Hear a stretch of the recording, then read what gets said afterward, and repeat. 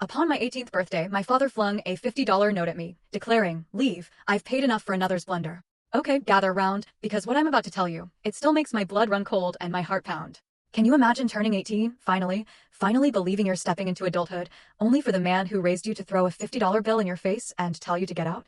To say he was done paying for another man's mistake? It happened to me. He thought that 50 bucks and a slammed door would be the end of my story. He had no idea it was just the beginning. Before we dive into the wild ride that was my 18th birthday, if you find yourself hooked, please consider hitting that like and subscribe button. Your support means the world. And drop a comment below telling me where you're watching from and what time it is there. I truly love connecting with all of you. Now, to understand that moment, we have to rewind a decade. I was just 8 years old, at my spring recital at Highlands Ranch Elementary. 3 months I'd practiced for Elise, every note etched into my fingers.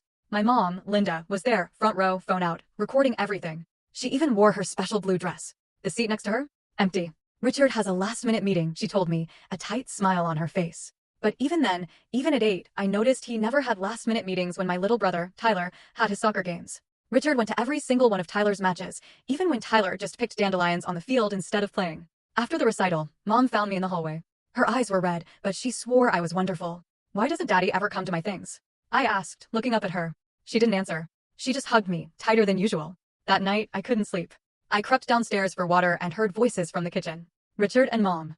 They didn't know I was listening. "I told you I can't pretend forever," Richard snapped. His voice was cold. "Every time I look at her, I see the mistake you made." My mom, bless her heart, pleaded, "She's a child, Richard. She's innocent in all of this." "She's not my child," he spat back. "She never was. And the day she turns 18, she's out of this house." I didn't understand what mistake meant back then.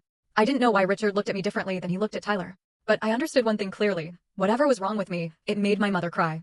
I went back to bed, water forgotten. And I started counting. Not the days until I could leave, but the days until I could finally understand why I was never enough. The difference between Tyler and me wasn't just emotional, it was financial. And by 16, I had a mental ledger of every single disparity. Junior year, September.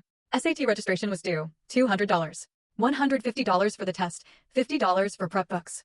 I approached Richard in his home office. He was, as usual, deep in spreadsheets for Mercer Holloway Properties, the commercial real estate firm where he was vice president of business development. "I need money for the SAT," I said, straight to the point. I'd learned long ago that Richard preferred efficiency over pleasantries. He didn't even look up.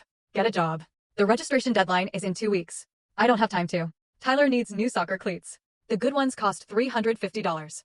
I can't be throwing money at everyone. $350 for cleats a 14-year-old would outgrow in 6 months? Full story on the channel. Link below. Click now and watch what happened next.